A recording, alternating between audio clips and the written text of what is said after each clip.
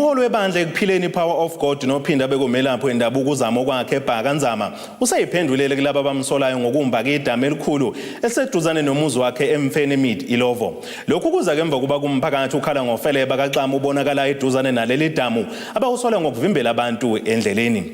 Ekhuluma ke nethimba lezindaba uNzama uthi leli damu walakhela kuba kasiza abantu angaye emfuleni ngoba eminye ke ingcolile uphinde ke wanxusa ke nomphakathi ukuba wehlisa amaphaphu kwazise leli damu lizoba usizo ngisho nakuona umphakathi.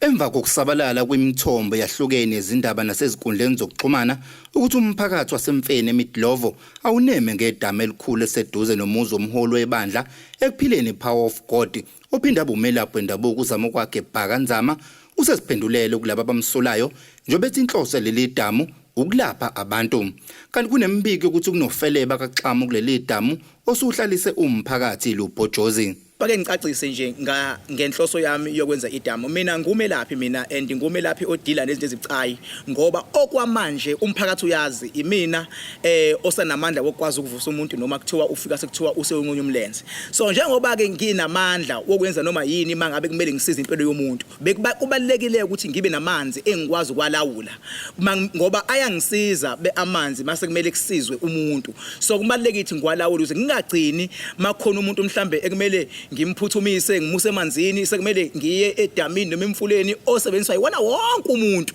abanje bagcine beungcolisa ngase ngakha idamu lami endaweni evikelekile okuyindawo yami ngoba yila ngenza khona into ezobucayi. uNzama uphinde wehlisa amaphaphu kubantu ngoXama ukuthi uyabonakala eduzana naleli damu wathi akaza ubone kuze kube manje.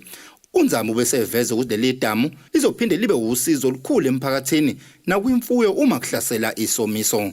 Uma ngabe sengilimbile ke leli damu kuphela abese gcwala kamanzi ase abamaningi hayi ukuthi khona indaba kaXama lo okukhulunywa ngawo ngoba umphakathi usokhuluma kakhulu ngoXama kodwa sengizame ngayo yonke indlela ukucuthela ngithi ngifuna ukubona angakaze mina ngubona uXama yabo kodwa bengabuya ngapha kuthiwa kunoXama uye ngapha kuthiwa kunoXama uye ngapha kuthiwa kunoXama kodwa mina njengo King Bhaka angakaze ngithi ngiyawubona uXama.